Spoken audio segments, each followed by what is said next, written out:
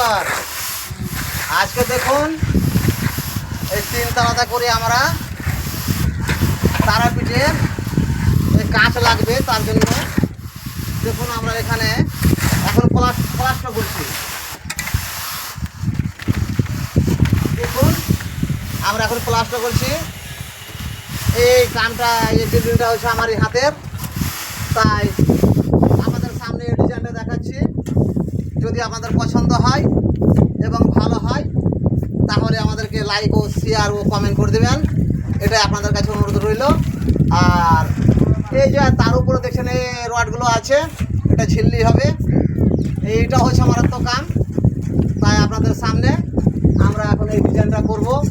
আপনারা দেখবেন এই 3 তালা হচ্ছে এই ডিজাইনটা কত সুন্দর হয়েছে। এটা হচ্ছে আমার সাইড মিস্ত্রি, দেখছেন এই ফাটাম ফাটাম করে ছকছে সাইড মিস্ত্রি।